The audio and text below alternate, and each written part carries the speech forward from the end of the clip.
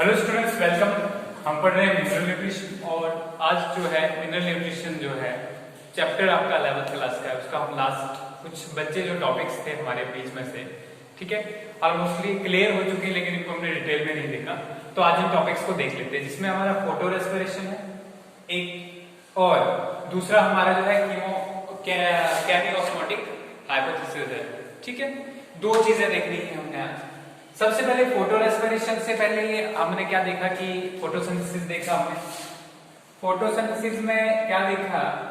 Photosynthesis में हमने क्या देखा था कि दो रिएक्शंस होती हैं, एक लाइट रिएक्शन होती है और एक डार्क रिएक्शन होती है।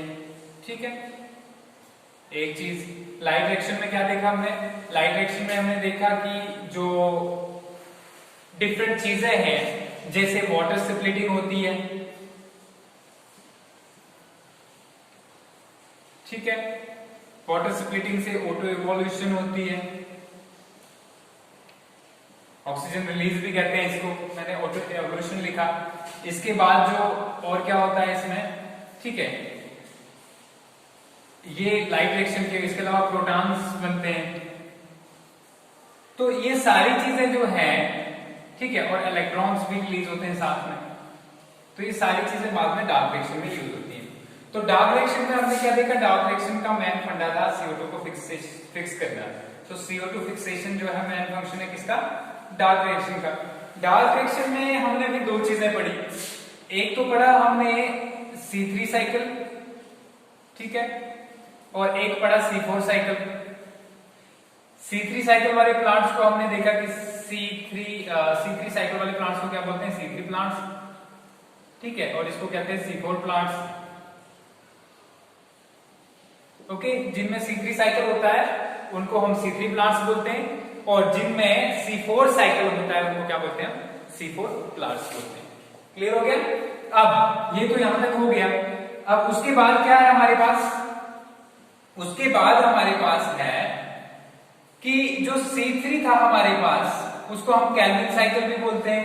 केल्विन साइकिल क्यों बोलते हैं? क्योंकि इसको केल्विन ने जो है डिस्कवर किया था using radio isotopes, radio active technique से, रेडियो आइसोटोप्स से, ठीक है। तो रेडियो आइसोटोप्स की हेल्प से जो है इसने इसको डिस्कवर किया था। अब ये हम इसलिए देख रहे हैं क्योंकि इनको समझना बहुत इंपॉर्टेंट है फोटो रेस्पिरेशन के लिए, ठीक है। होता क्या है जनरली, C3 जो है साइकिल जो है, इसमें first product, first CO2 fixation product जो बनता है, फिक्सेशन प्रोडक्ट जो बनता है वो C3 जो है कंपाउंड होता है। क्या होता है? C3 कंपाउंड होता है, ठीक है। समझ आ गया कैसे होता है C3 कंपाउंड? हमारे पास C3 प्लांट्स में जो है C3 प्लांट्स के अंदर जो हमारे पास जो यूज हो रहा होता है वो क्या होता है? रिबुलोस 1,5-बिसफॉस्फेट। क्या होता है? राइबुलोस 1,5-बिसफॉस्फेट, ठीक है, फॉस्फेट। और ये रिबुलोस 1,5-बिसफॉस्फेट जो है क्या है? 5 कार्बन कंपाउंड है, ठीक है, 5C कंपाउंड है। इसको हम ऐसे लिखते हैं RuBP, ठीक है। ये जब रिएक्ट करता है किसके साथ? रुबिस्को एंजाइम के साथ, ठीक है। तो रुबिस्को एंजाइम के साथ जब ये जो है रुबिस्को एंजाइम, तो क्या होता है? इससे हमें मिलता है, ठीक है, इससे मिलता है 3-फॉस्फोग्लिसरिक एसिड, ठीक है, या 3-फॉस्फोग्लिसरेट भी बोलते हैं, 3-फॉस्फोग्लिसरेट, ठीक है। तो ये मिलता है, क्या है? 3 कार्बन कंपाउंड से दो मिलते हैं यहाँ पे। और यहाँ पे CO2 फिक्सेशन देखो, 5 कार्बन थे, CO2 से एक और कार्बन फिक्स हुआ तो कितने हो गए? 6। और यहाँ पे 2 फास्फोग्लिसरिक एसिड बने तो 3 और 3 क्या हो गया? 6, ठीक है। 6 कार्बन इन दोनों में प्रेजेंट होंगे, ठीक है। तो 2 PGA हमारे पास बनेंगे, फास्फोग्लिसरिक एसिड भी कह सकते हो, फास्फोग्लिसरेट भी कहोगे, एक ही चीज, ठीक है। अब यहाँ पे जो रुबिस्को एंजाइम है, ये वाला रुबिस्को एंजाइम, ठीक है, ये रुबिस्को एंजाइम, इसका नाम रुबिस्को क्यों पड़ा? इसका नाम है राइबोलोज, ठीक है, bisphosphate carboxylase bisphosphate carboxylase oxygenase. Enzyme का पूरा क्या नाम है? राइबोलोज बिसफॉस्फेट कार्बोक्सिलेज ऑक्सीजनेज, ठीक है। ये इसके क्योंकि ऑक्सीजनेशन मतलब ऑक्सीजन के साथ भी रिएक्ट करता है और CO2 के साथ भी रिएक्ट कर रहा है। यहाँ किसके साथ रिएक्ट कर रहा है? CO2 के साथ। लेकिन कभी कभी क्या है, हमारे पास CO2 की जगह O2 भी रिएक्शन हो सकती है, लेकिन इसकी एफिनिटी CO2 के लिए ज्यादा रहती है, इसलिए CO2 के साथ ज्यादा रिएक्ट करता है। लेकिन अगर O2 की कंसेंट्रेशन बढ़ जाए तो ये O2 के साथ भी रिएक्ट कर सकता है, ठीक है। इसलिए क्या होता है, अब जब ये O2 के साथ रिएक्ट करेगा तो तब हमारे पास फास्फोग्लिसरिक एसिड के 2 कंपाउंड्स नहीं बनेंगे। क्या होगा? फास्फोग्लिसरिक एसिड के 2 कंपाउंड्स नहीं बनेंगे। तो क्या बनेगा हमारे पास? एक तो फास्फोग्लिसरिक एसिड बनेगा बिल्कुल, एक बनेगा फॉस्फोग्लिसरेट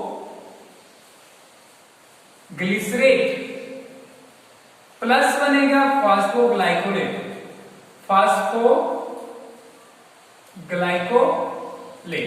ठीक है। जब ये फर्दर जो है फास्फोग्लाइकोलेट जो है फर्दर जो ऑक्सीडाइज होगा, टूटेगा, तो इसमें एटीपी भी यूज होगा, फिर एडीपी भी यूज होगा। ना ही हमारे पास यहाँ पे कार्बोहाइड्रेट्स बनेंगे CO2 फिक्सेशन, जैसे कि ऊपर वाले में क्या होता है, आगे जो है कार्बोहाइड्रेट्स बनते हैं हमारे पास। जब कैलोरी साइकिल 6 बार रिपीट होता है, जब हम कैलोरी साइकिल पढ़ रहे थे, ठीक है, 3 स्टेप्स होते हैं इसमें, ठीक है। पहला कार्बोक्सिलेशन होता है, कार्बोक्सिलेशन में CO2 फिक्सेशन होता है, उसके बाद जो है वो उसमें डिहाइड्रोजनेशन वाली रिएक्शंस होती हैं, ठीक है, रिडक्शन होती है, और रिडक्शन के बाद जो है हमें क्या मिलते हैं? कार्बोहाइड्रेट्स मिलते हैं, और फाइनली वापस आरबीपी जनरेट होता है। तो यहाँ पे इस फास्फोग्लाइकोलेट जो बना, ये फास्फोग्लाइकोलेट फर्दर एटीपी यूज करेगा, NADPH यूज करेगा, ठीक है। जब हमने रेस्पिरेशन पढ़ा तो हमने क्या देखा कि NADPH जो है वो उससे क्या मिलता है हमें? उससे एटीपी मिलते हैं, 3 एटीपी के मॉलिक्यूल बनते हैं NADPH से जब इलेक्ट्रॉन ट्रांसपोर्ट चेन के थ्रू ट्रेवल करता है। तो ये जो है यहाँ पे हमारा नुकसान हो गया। क्या नुकसान हो गया? एक तो एटीपी यूज हो रहे हैं, ठीक है, एक NADPH यूज हो रहे हैं, और साथ में क्या हो रहा है? कार्बोहाइड्रेट्स भी नहीं बन रहे हैं। तो इस पूरे प्रोसेस को क्या कहते हैं? Respiration, photo respiration. क्या कहते हैं? फोटो रेस्पिरेशन, ठीक है। समझ आ गया क्या होता है फोटो रेस्पिरेशन? फोटो रेस्पिरेशन होता है when in case of C3 plants, दोबारा से रिपीट करता हूं, photo respiration is a process that occurs in the dark reaction when Rubisco enzyme combines with oxygen and converts ribulose 1,5-bisphosphate into phosphoglycerate and phosphoglycolate. Further, the phosphoglycolate form, ठीक है, undergoes reduction, ठीक है, undergoes oxidation, and this consumes ATP as well as NADPH, and thus it consumes energy and also reduces the formation of carbohydrates, or simply we can say glucose molecules, ठीक है। तो ये क्या होता है? Photo respiration. तो photo respiration का नुकसान क्या है हमारे पास? फोटो रेस्पिरेशन का नुकसान ये है कि फोटो रेस्पिरेशन एक तो एनर्जी कंज्यूमिंग है, पहली चीज एनर्जी कंज्यूमिंग, एक चीज हो गया। दूसरी चीज क्या है फोटो रेस्पिरेशन की? कि जो हमारे पास कार्बोहाइड्रेट्स बन रहे थे, ठीक है, reduces the efficiency of C3 plants to form biomass। जो C3 प्लांट्स होता है उनकी एफिशिएंसी बायोमास प्रोडक्शन की जो है घट जाती है, क्योंकि फोटो रेस्पिरेशन होता है उनके अंदर, ठीक है। रुबिस्को कंबाइन हो गया ऑक्सीजन के साथ। मेन प्रॉब्लम क्या है? रुबिस्को है, ठीक है, RUBP रुबिस्को लिखूंगा इसको मैं, ठीक है, रिबुलोज बिसफॉस्फेट कार्बोक्सिलेज ऑक्सीजनेज, ठीक है। तो ये हमारा आ गया क्या? Photo respiration. अब देखते हैं कि C3 और C प्लांट्स में कैसे डिफरेंस हैं जो इस फोटो रेस्पिरेशन से टैकल हमने C3 में देखा कि C3 में होता है, तो क्या C4 में नहीं होता? हमने क्या देखा था कि C4 प्लांट्स में दो सेल्स होते हैं, एक तो मेसोफिल सेल्स होते हैं, दूसरा बंडल शीथ सेल्स होते हैं। ये बंडल शीथ सेल्स क्या होते हैं जी? हमारे पास क्या है, लीफ है, लीफ का ये क्या आ गया हमारे पास, मिडरिप है, मिडरिप में क्या होता है, वेस्कुलर बंडल्स होते हैं। इनके आसपास कुछ सेल्स होते हैं, ठीक है, जो क्या करते हैं, जिनको हम बंडल शीथ सेल कहते हैं, ठीक है, वो लेयर्स फॉर्म करते हैं इनके आसपास। और ये सेल जो है इनमें बहुत सारे क्लोरोप्लास्ट प्रेजेंट होते हैं। क्या प्रेजेंट होते हैं? अबंडेंट क्लोरोप्लास्ट प्रेजेंट होते हैं। और ऐसे जैसे एनाटॉमी को, जो एनाटॉमी ये शो करते हैं, इसको क्या कहते हैं, क्रेन्स एनाटॉमी, ये पढ़ भी चुके हैं हम पहले, क्रेन्स एनाटॉमी, ठीक है, ये क्रेन्स एनाटॉमी हो गया। अब हमारे पास दो टाइप के सेल्स आ गए इसमें, ठीक है, पहले मेसोफिल सेल जो नॉर्मली किसमें प्रेजेंट होते हैं, मेसोफिल सेल लीव्स में प्रेजेंट होते हैं, और दूसरे आ गए हमारे पास बंडल शीथ सेल्स। ये मान लिया हमने मेसोफिल सेल है, मेसोफिल सेल, ठीक है, और ये हमारे पास क्या है, बंडल शीथ सेल, ठीक है। अब क्या होगा, इनमें जो रुबिस्को एंजाइम है मोस्टली कहां होता है, रुबिस्को जो है वो पाया जाता है बंडल शीथ सेल्स में, ठीक है। यहाँ पे CO2 फिक्सेशन होगा, बिल्कुल होगा, CO2 फिक्सेशन से, लेकिन क्या होगा, यहाँ पे CO2 फिक्सेशन करने वाला RUBP नहीं होगा, तो क्या होगा, यहाँ पे पेप्केस होगा, ठीक है, फास्फोइनोल पायरुवेट होगा। क्या होगा, फास्फोइनोल पायरुवेट, ठीक है। और एंजाइम जो इसमें लगेगा वो क्या होगा, पेप्केस होगा। पेप्केस एंजाइम जो है फास्फोइनोल को कन्वर्ट करेगा, ठीक है, तो इसको एक ऑर्गेनिक एसिड में कन्वर्ट कर देगा। किसमें कन्वर्ट करेगा, ऑर्गेनिक एसिड्स में, ठीक है। ऑर्गेनिक एसिड्स जैसे करके जो है डिफरेंट, हमारे पास 4 कार्बन कंपाउंड होगा, मॉलिक एसिड हो गया, अस्पार्टिक एसिड होगा, ठीक है, समझ आ गया। तो क्या बनेगा, या मॉलिक एसिड बनेगा या मैलिक एसिड बनेगा हमारे पास, या बनेगा एस्पार्टिक एसिड। एस्पार्टिक एसिड ये क्या होते हैं, 4 कार्बन कंपाउंड है, और ये क्या है, क्या था, फास्फोइनोल पायरुवेट 3 कार्बन कंपाउंड है, ठीक है, ये ऑर्गेनिक एसिड है। फिर ये ऑर्गेनिक एसिड ट्रांसपोर्ट होंगे ये बंडल शीथ सेल के अंदर, ठीक है। हमारे पास ये ऑर्गेनिक एसिड C4 एसिड लिख लेंगे हम इसको, C4 एसिड। जब C4 एसिड जो है यहाँ पे टूटेगा, एक तो कार्बन डाइऑक्साइड देगा और साथ में देगा C3 एसिड देगा। ये C3 एसिड वापस से जो कहां चलेगा, जाएगा ऊपर, ठीक है, और कन्वर्ट हो जाएगा फास्फोइनोल पायरुवेट में, C3 एसिड, ठीक है।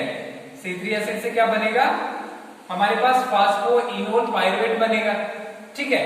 और फास्फोइनोल पायरुवेट फिर से कार्बन डाइऑक्साइड के साथ मिक्स होकर क्या बनाएगा, C4 एसिड बनाएगा, C4 एसिड। ये C4 एसिड फिर वापस नीचे जाएगा बंडल शीथ सेल में, और यहाँ पे जो ये CO2 जो है इसमें कंसंट्रेशन बढ़ जाएगी, इसमें बंडल शीथ की सेल्स में ये कंसंट्रेशन बढ़ जाएगी, और यहाँ पे जो रुबिस्को होगा वो उसको फिक्स करेगा, और सेम C3 साइकिल वापस जो हमने पहले देखा वो रिपीट करेगा इसमें। और कार्बन डाइऑक्साइड फिक्सेशन से हमारे पास क्या बनेगा, डिफरेंट जो हमारे पास जो कार्बोहाइड्रेट्स हैं, ग्लूकोज है, वो बनेगा। तो ये डिफरेंस था किसमें, C3 और C4 प्लांट्स में। थोड़ा डिफरेंस देख लेते हैं, उसके बाद नेक्स्ट पे चलते हैं। ये हमारे पास C3 प्लांट्स हैं, ये C4 प्लांट्स हैं। सेल टाइप्स क्या क्या होती हैं, इसमें मेसोफिल सेल्स ही होते हैं, मेसोफिल। इसमें क्या क्या होता है, मेसोफिल भी होता है और बंडल शीथ भी होता है, बंडल शीथ, ठीक है। ये हो गया हमारे पास। इसमें अगर हम बात करें, ये जो है बंडल शीथ सेल्स प्रेजेंट होते हैं, तो इसमें नो है, इसमें yes bundle sheath cells present होते हैं। इसके बाद नेक्स्ट हम बात करते हैं बंडल शीथ सेल्स की बात करते हैं, ठीक है। इसके बाद अगर हम बात करें रुबिस्को क्या प्रेजेंट होता है, रुबिस्को, तो रुबिस्को इसमें भी होता है, इसमें भी होता है, ठीक है। तो यहाँ पर रुबिस्को किसमें प्रेजेंट होता है, रुबिस्को सेल्स कौन से होते हैं, तो यहाँ पे हमारे पास मेसोफिल जो है, मेसोफिल में रुबिस्को होता है, यहाँ पे बंडल शीथ में जो रुबिस्को होता है, ठीक है। तो ये जो डिफरेंट सेल्स आ गए, ये जो है डिफरेंट क्या है इनके बीच में। अगर हम बात करेंगे C3 और C4 प्लांट्स की बात होगी, यहाँ पे CO2 फिक्सेशन प्रोडक्ट कौन सा होता है, CO2 फिक्सेशन कंपाउंड जो है क्या है हमारे पास, तो यहाँ पे CO2 फिक्सेशन कंपाउंड होता है 5 कार्बन, नाम क्या है उसका, बिस्फॉस्फेट, ठीक है, 1,5 बिस्फॉस्फेट। तो यहाँ पे कौन सा होता है, यहाँ पे फास्फोइनोल पायरुवेट होता है। कितने कार्बन का होता है, यहाँ पे 5 कार्बन का होता है और यहाँ पे 3 कार्बन का होता है, ठीक है। तो ये सारा जो है डिफरेंसेस है किसमें, हमारे C3 और C4 प्लांट्स में। अब चलते हैं हम केमी ऑस्मोटिक हाइपोथेसिस पे। केमी ऑस्मोटिक हाइपोथेसिस क्या होता है, ठीक है। देखिए एटीपी जो है, एटीपी की फॉर्मेशन के प्रोसेस को फॉस्फोरिलेशन कहते हैं। क्या कहते हैं, फॉस्फोरिलेशन, जो हम पहले भी बता चुके हैं, देख भी चुके हैं इसको, फॉस्फोरिलेशन, ठीक है। एटीपी दो जगह प्रोड्यूस होता है। पहला प्रोड्यूस होता है हमारे पास फोटोसिंथेसिस में, फोटोसिंथेसिस में कब होता है, ये होता है हमारे पास फोटोसिंथेसिस के टाइम पे क्लोरोप्लास्ट में, क्लोरोप्लास्ट में। और दूसरा हमारे पास होता है रेस्पिरेशन के टाइम पे, रेस्पिरेशन के टाइम पे, तो ये होता है माइटोकॉन्ड्रिया, माइटोकॉन्ड्रिया, ठीक है। ये तो हो गया। अब ये क्लोरोप्लास्ट में होता है, इसको कहते हैं फोटोफॉस्फोरिलेशन, फोटोफॉस्फोरिलेशन, ठीक है, हो गया। और दूसरा जो हमारे पास होता है रेस्पिरेशन में, उसको कहते हैं ऑक्सीडेटिव फॉस्फोरिलेशन, फॉस्फोरिलेशन, ठीक है। ये दो टाइप की फॉस्फोरिलेशन हो गई। अब होता क्या है, एटीपी के फॉर्मेशन के लिए हमें क्या क्या चीजें चाहिए। पहला चाहिए हमारे पास प्रोटॉन ग्रेडियंट, ठीक है, प्रोटॉन ग्रेडियंट चाहिए, ठीक है। दूसरा हमारे पास मेम्ब्रेन चाहिए, मेम्ब्रेन चाहिए। और तीसरा जो है वो हमारे पास जो चाहिए एटीपी सिंथेटेस एंजाइम चाहिए, सिंथेटेस एंजाइम। और ये तीनों प्रोडक्ट्स कहां मिलते हैं हमें, केमी ऑस्मोटिक हाइपोथेसिस में। कहां में, एक हाइपोथेसिस प्रोसेस किया हुआ है। हाइपोथेसिस का मतलब है एक व्यू जो है शेयर किया गया है कि इसके थ्रू जो है क्या होता है, जो एटीपी की सिंथेसिस होती है, ठीक है। तो यहां पे इस केमी ऑस्मोटिक हाइपोथेसिस को देख लेते हैं कि एटीपी एक्चुअल में होता कैसे है। हमारे पास जो क्लोरोप्लास्ट है, ठीक है, क्लोरोप्लास्ट है, क्लोरोप्लास्ट के अंदर क्या होता है, थैलाकोइड्स प्रेजेंट होते हैं। थैलाकोइड के मेम्ब्रेन जो होते हैं, उन मेम्ब्रेन्स में हमारे पास एटीपी एंजाइम होता है, ठीक है, एटीपी एंजाइम, ठीक है, एटीपीएस एंजाइम के बराबर, एटीपी सिंथेटेस। ये एटीपी सिंथेटेस जो एंजाइम होता है, एटीपी सिंथेटेस, ठीक है, consists of F0 and F1 particle, ठीक है। ये एक एंजाइम है जो किससे बनता है, F0 F1 पार्टिकल्स से,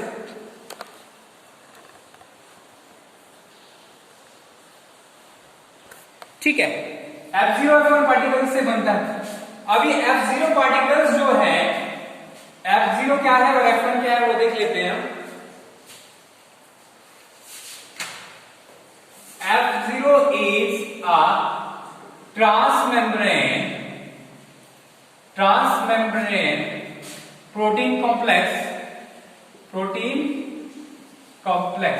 मतलब ये F0 पार्टिकल जो है वो मेम्ब्रेन के आर पार पाया जाता है। एक प्रोटीन होती है जो मेम्ब्रेन के बिल्कुल आर पार पाई जाती है, तो उसको क्या कहते हैं, F0 ट्रांसमेम्ब्रेन प्रोटीन। और F1 क्या होता है, F1 is, ठीक है, F1 is a peripheral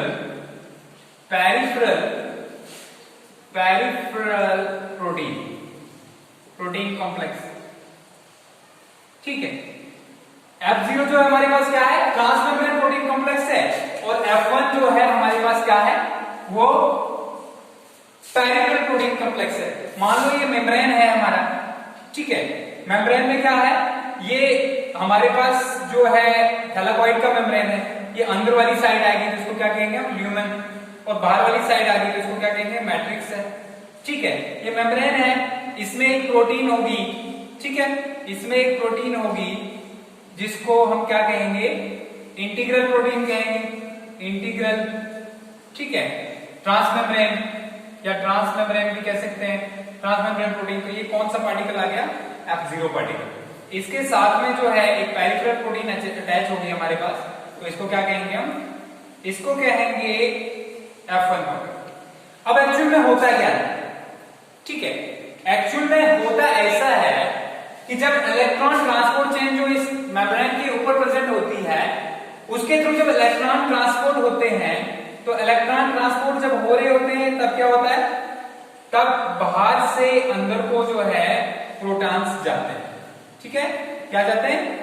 protons जो है, क्योंकि इलेक्ट्रॉन डायरेक्टली नहीं जाते, प्रोटॉन इलेक्ट्रॉन्स को ट्रांसपोर्ट करने के लिए जो इलेक्ट्रॉन्स भी लगते हैं, तो वो इलेक्ट्रॉन्स जो है उन प्रोटॉन्स को ट्रांसपोर्ट करने के लिए अंदर जाते हैं। तो होता क्या कि अंदर जो प्रोटॉन की कंसंट्रेशन बढ़ जाती है, किसमें? ल्यूमन में। ठीक है, प्रोटॉन की कंसंट्रेशन बढ़ जाती है और बाहर प्रोटॉन्स की कंसंट्रेशन कम हो जाती है। इसकी वजह से जो इस मेम्ब्रेन जो है, ठीक है, तो इस पे कॉन्सेंट्रेशन ग्रेडियंट बन जाता है, इलेक्ट्रोकेमिकल ग्रेडियंट बन जाता है। ठीक है, इलेक्ट्रोकेमिकल ग्रेडियंट किसका बनता है? इन प्रोटॉन्स का। अब इन प्रोटॉन्स को बाहर लाने के लिए, इस इलेक्ट्रोकेमिकल ग्रेडियंट को कम करने के लिए, जो है स्टेबलाइज करने के लिए क्या करते हैं? ये हमारा जो F0 पार्टिकल है, ये क्या काम करता है? ये एक प्रोटॉन्स को ट्रांसपोर्ट करता है बाहर की तरफ, वापस मैट्रिक्स की तरफ। कहां की तरफ ट्रांसपोर्ट करता है? मैट्रिक्स की तरफ। और जब ये प्रोटॉन्स ट्रांसपोर्ट होते हैं, तो इनकी वजह से जो ग्रेडियंट में चेंज आती है, उस ग्रेडियंट में चेंज आने की वजह से ये F1 पार्टिकल जो है हमारा ये वाला, इसमें कन्फॉर्मेशनल चेंजेस आती है। ठीक है, कन्फॉर्मेशनल चेंजेस आती है और इस पे जो है अटैचमेंट की साइड होती है, जिसमें ADP अटैच होता है। ठीक है, ADP अटैच होता है प्लस PI अटैच होता है, आइनॉर्मिक फॉस्फेट IP मान लेते हैं इसको। ठीक है, तो ये इन दोनों को अटैच करके क्या बना देता है? ATP बना देता है। और जो एनर्जी रिक्वायर्ड होती है वो कहां से आती है? ये जो प्रोटॉन्स पंप हो रहे होते हैं इसके अक्रॉस, इससे जनरेट होती है। ठीक है, क्लियर हो गया? और ये प्रोटॉन्स कैसे बढ़ते हैं? जब इलेक्ट्रॉन ट्रांसपोर्ट चेन के थ्रू जो है इलेक्ट्रॉन्स मूव कर रहे होते हैं। इसी तरीके से होता है माइटोकॉन्ड्रिया में। ठीक है, हमारे पास माइटोकॉन्ड्रिया है। ठीक है, तो माइटोकॉन्ड्रिया जो है हमारे पास, उसका इनर मेम्ब्रेन जो है, ठीक है, इनर मेम्ब्रेन पे क्या होगा? इनर मेम्ब्रेन पे कंसंट्रेशन ग्रेडियंट जब बढ़ जाएगा, तो वहां पे भी जो है केमी ऑस्मोटिक हाइपोथेसिस जो है काम करेगा। ठीक है, और केमी ऑस्मोटिक हाइपोथेसिस के काम करने की वजह से एटीपी की सिंथेसिस होगी। एटीपी कैसे बनता है? एडीपी मतलब adenosine diphosphate plus inorganic phosphate जब आपस में मिलते हैं तो हमारे पास क्या बनता है? एटीपी। ठीक है, क्लियर हो गया? क्या बनता है? एटीपी। तो ये हमारे पास जो है प्रोडक्ट्स बनते हैं। तो इस पूरे प्रोसेस को केमी ऑस्मोटिक हाइपोथेसिस क्यों नाम दिया गया? क्योंकि यहाँ पे इलेक्ट्रोकेमिकल ग्रेडियंट बनता है प्रोटॉन्स की हेल्प से। ठीक है, और इसकी वजह से ऑस्मोसिस, इसलिए ऑस्मोटिक क्यों इसलिए यूज किया गया? क्योंकि अक्रॉस द मेम्ब्रेन ट्रांसपोर्ट हो रहा है।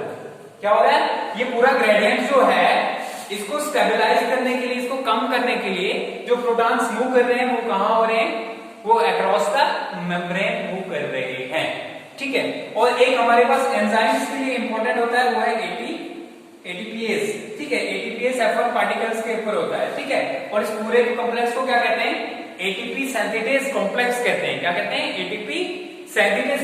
जब रेस्पिरेशन की हमने पढ़ी थी, जब रेस्पिरेशन की इलेक्ट्रॉन ट्रांसपोर्ट चेन पढ़ी थी, तो हमने 4 कॉम्प्लेक्स की बात की थी। ठीक है, जिसमें फ्लाविन प्रोटीन्स थे डिफरेंट। ठीक है, इसके अलावा साइटोक्रोम्स थे हमारे पास, और एक 5th कॉम्प्लेक्स था। 5th कॉम्प्लेक्स हमारे पास क्या था? वो एटीपीएस ही था। ठीक है, तो एटीपीएस ये जो है केमी ऑस्मोटिक हाइपोथेसिस क्या है? केमी ऑस्मोटिक हाइपोथेसिस में जो है हम पूरे के पूरे जो है ये प्रोटॉन्स की हेल्प से, जो प्रोटॉन्स एक इलेक्ट्रोकेमिकल ग्रेडियंट बनाते हैं, उनकी एनर्जी की हेल्प से जो है एटीपी सिंथेसिस की हेल्प से क्या प्रोड्यूस करते हैं? एटीपी को प्रोड्यूस करते हैं। ठीक है, और ये पैटर्न मिचेल ने दिया था। ठीक है, ठीक है, 1961 उसके लिए नोबेल प्राइज भी मिला उसको। तो ये केमी ऑस्मोटिक हाइपोथेसिस हो गया और फोटो रेस्पिरेशन हो गया। इसके साथ ही जो है आपका पूरा का पूरा सिलेबस कंप्लीट होता है। इन केस अगर कोई भी आपको लगता है कि कोई कमी जो रह गई है या कोई चीज आपको नहीं आती, तो आप कांटेक्ट कर सकते हैं। ठीक है, तो इसको कंक्लूड करते हैं। पूरा मिनरल न्यूट्रिशन को क्या था इसमें? ठीक है, मिनरल न्यूट्रिशन के अंदर हमने डिफरेंट चीजें पढ़ी। ठीक है, सबसे पहले हमने देखा कि मिनरल्स जो है कैसे इंपॉर्टेंट है, कैसे कौन कौन से मिनरल की डेफिशिएंसी से क्या होता है, और जो हाइड्रोपोनिक्स देखा हमने कि कैसे हम प्लांट्स को प्रोड्यूस करते हैं with the help of different minerals, ये सारा हो गया। उसके बाद नेक्स्ट हमने फोटोसिंथेसिस के प्रोसेस को देखा। फोटोसिंथेसिस के बाद जो है डिफरेंट देखा, उसमें लाइट रिएक्शन क्या होती है, डार्क रिएक्शन क्या होती है। अगर इंपॉर्टेंस की बात करें फोटोसिंथेसिस के अंदर तो केल्विन साइकिल मोस्टली जो है आपके पास फोटो रेस्पिरेशन इंपॉर्टेंट है, ठीक है, C4 साइकिल भी इंपॉर्टेंट है।